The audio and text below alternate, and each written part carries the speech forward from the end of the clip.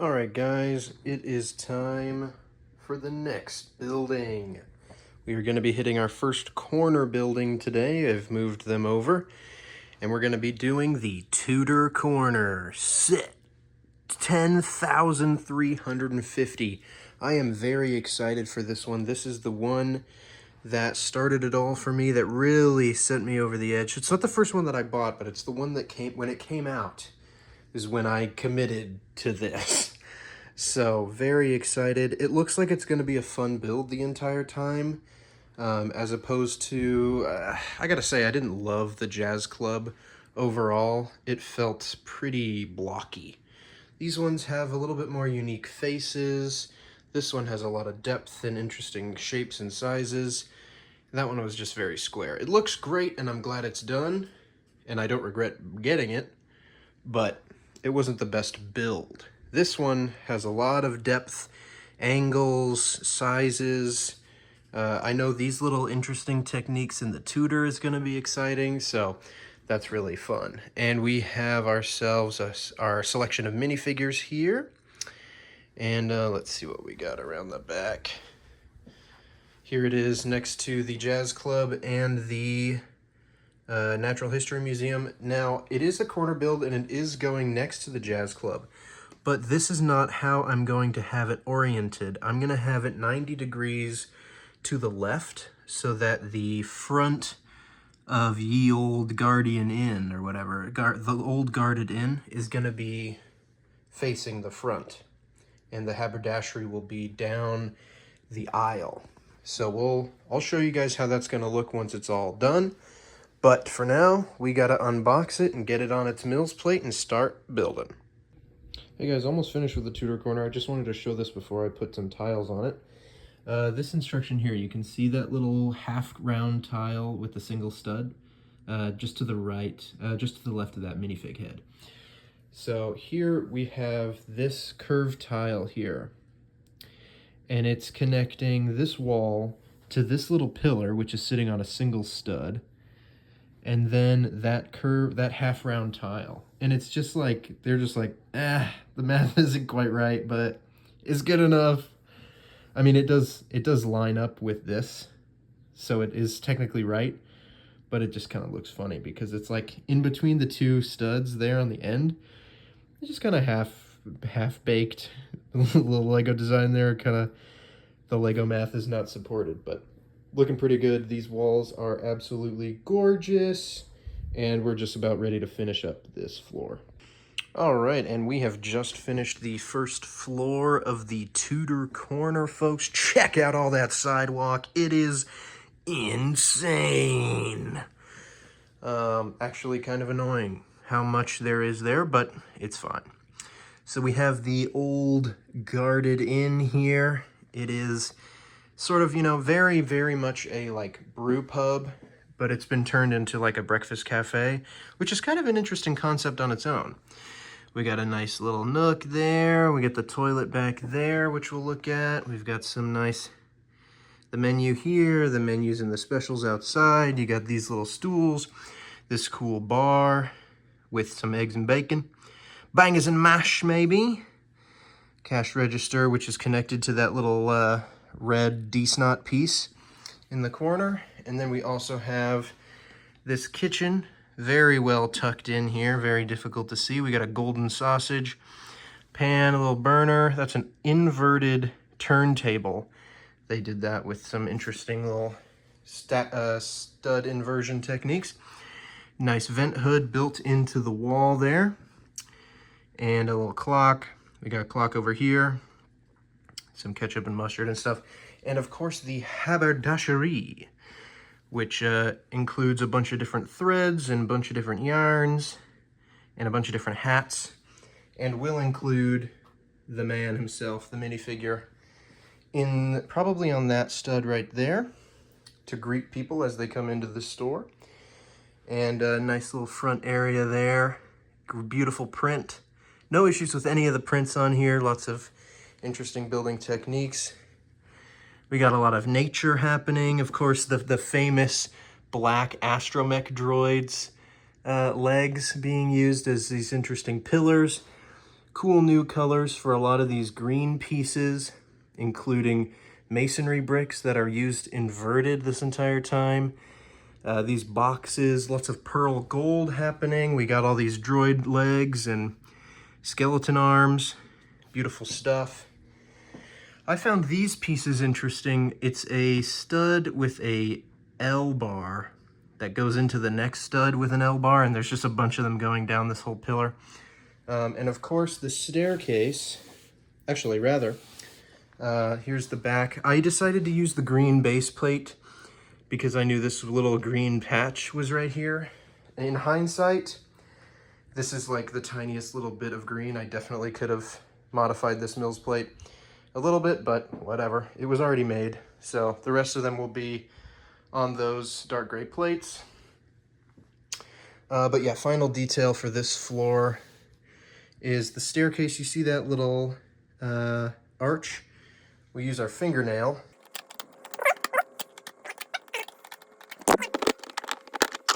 for easy access to the bathroom here. This might be my favorite toilet to date that they've come with.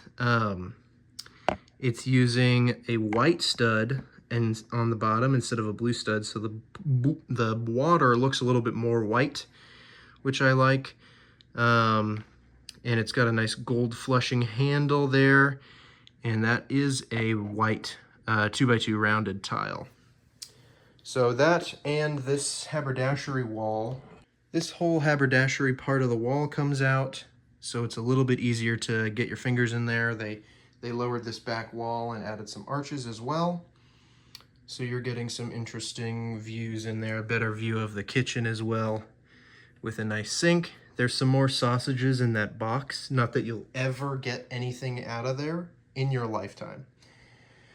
But yeah, on to the second floor, which is the clockmaker's house, or shop, whatever. Finished the second floor of the Tudor corner. It's been a couple hours for me.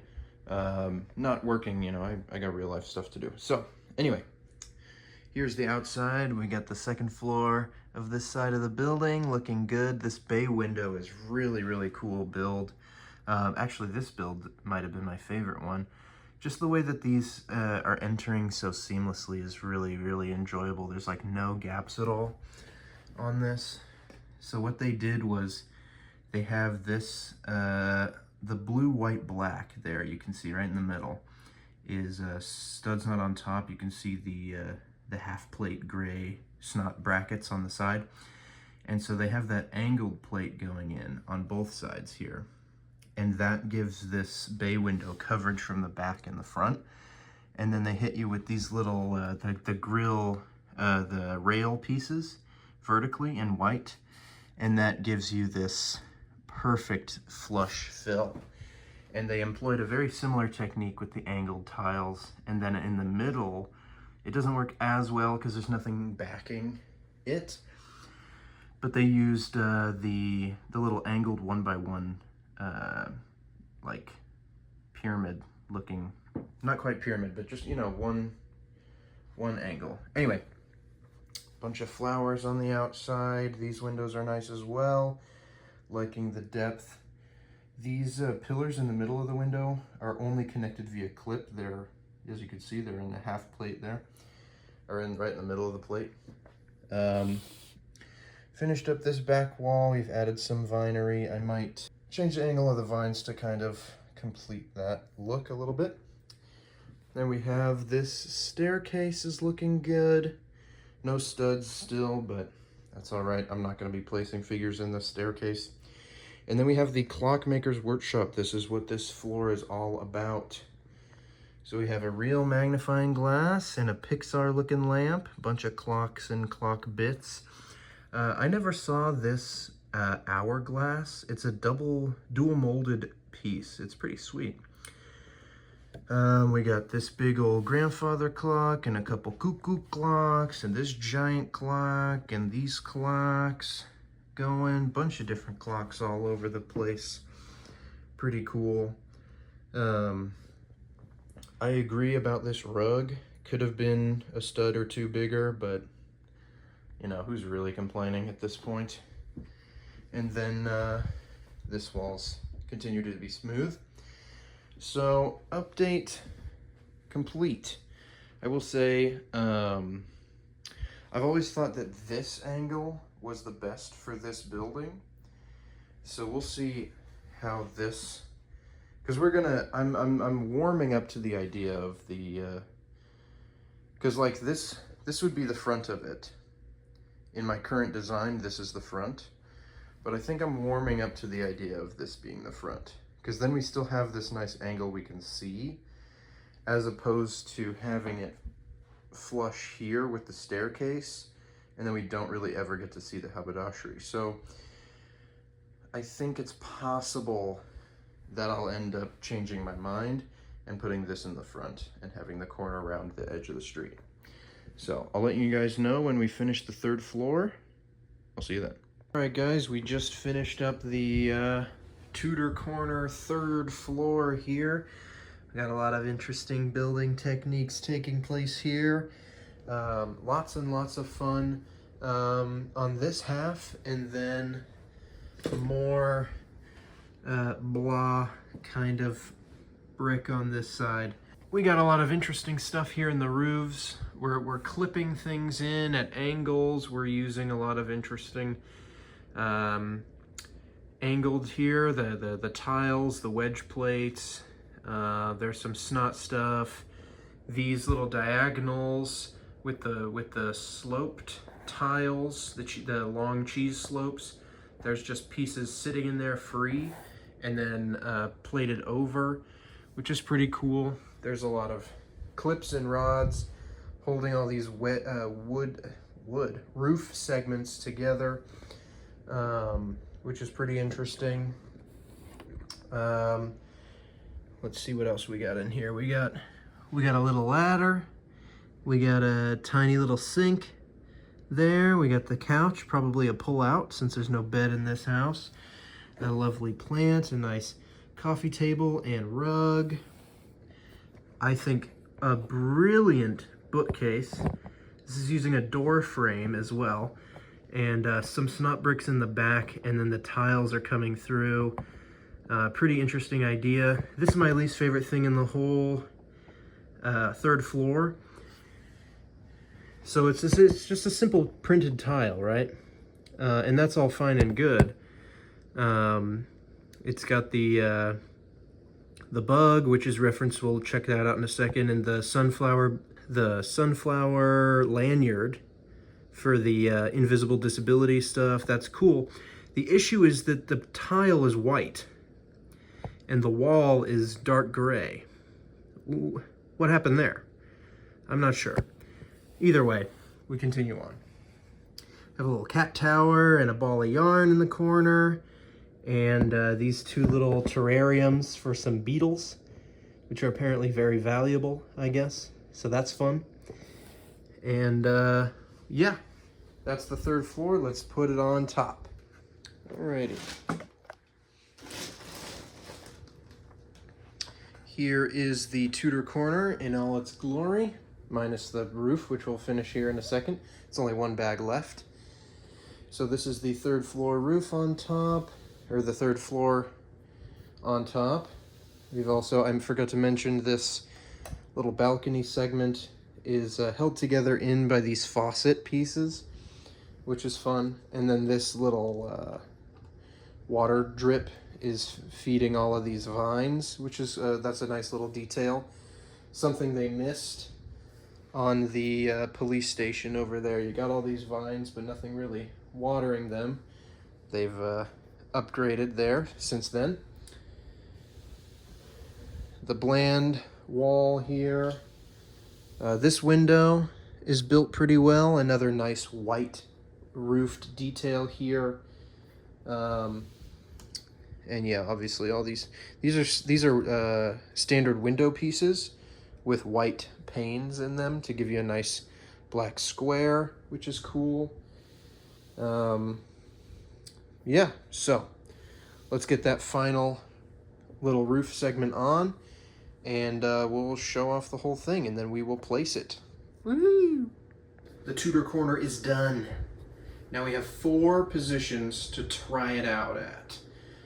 The first 2 are going to be on this side, the preferred side, the intended side, and then we'll have some alternate options over here, and we'll see what we like the most. So, starting off over here, my original intention was to have the corner like this, to have the haberdashery in here. I'm already hating it. Okay? I'm already hating it. Let me see if you guys can even see what I'm looking at right now.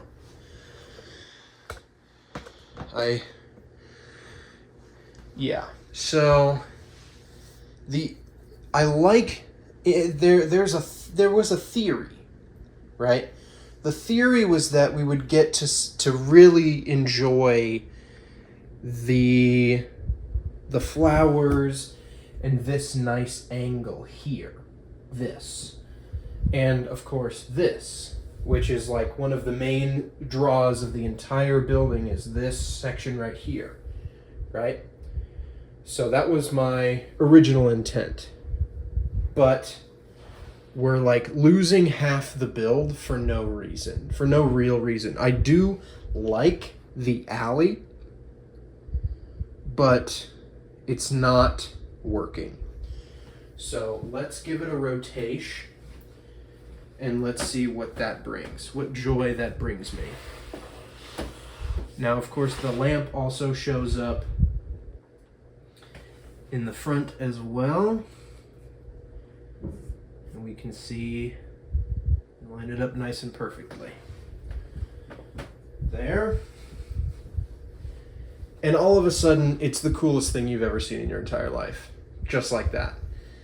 And so, my only real complaint is that in terms of the entire aspect of this room, the literal physical room that I am in, my favorite part of the entire city faces the back corner of the wall, right? So the part that I was referencing before, this part of the building is now on the edge, in the dark, in the corner shadow of the room. And that is not my favorite thing. So a possibility arises in my mind of rotating all of this to the other side of this table, so that the Tudor corner is the first thing you see when you walk in the door. On the contrary, in the counterpoint, the Palace Cinema that I'm going to build soon is also one of my favorite things, and that is going to be front and center. So, you know, we'll have to look into that. But I am severely enjoying that look next to the Jazz Club. The haberdashery, the blue, the red is really nice. I'm liking it. It looks good. And, I mean, it's like almost exactly the same height. I think that's a plate difference. Maybe a plate and a half. Looks great. That really does look good. Just for the sake of experimentation, let's go ahead and look at the alternatives on this half of the street. So here's scenario A for this side, which I don't hate necessarily. Although I don't like the corner on this end. This slice right here isn't my favorite.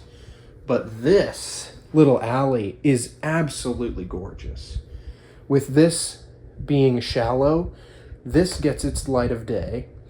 This space is quite nice with the little newsstand, and this being receded gives this, there's a lot more space here. This creates an interesting look for the staircase, becomes a frontal view. You don't get to see the clock very well. The Tudor corner would be a beautiful front entrance object. This balcony becomes worthless to our tenant, but we do get this lovely corner here with the haberdashery around the side, never to be seen ever again. ultimately, I think we're going to go with scenario B. On the other side, I do like the staircase. It's giving Parisian restaurant. But yes, I think we're going to place it on the other side. And then it's about time for the Palace Cinema, and we'll have one side of the street finished. We have the Tudor Corner into the Jazz Club and the Pizzeria. We have the Assembly Square with the Corner Cafe, Ballet, Dance Studio, Music Shop, Florist Building, Photography Studio, Kitchen Nook, Bakery, Dentist, Apartment, Donut Shop, Apartment, Police Station, little tiny newsstand. We got a ton of stuff going here, ladies and gentlemen. It's looking absolutely brilliant. It's looking absolutely triumphant, okay? Coruscandent, okay? What was that word I made up? I made up a word that was like brilliant. It was like, it had brilliant in it, I thought. Or gorilliant. Amberilliant, maybe? I don't remember. But yes, so, the next build is the Palace Cinema to finish this corner off. I'm not super looking forward to it because of the one-bagness of it all. But I think what's going to happen is, unlike the Assembly Square, which I built out of one giant bin, I'm not going to torture myself. And I'm going to separate it by color at the very least, and maybe even a little bit more, so that I have a little less struggle with finding pieces. And hopefully everything is in there. It should all be in there. They said it was all in there, so we'll see. But yeah, so far so good, guys. It's looking amazing.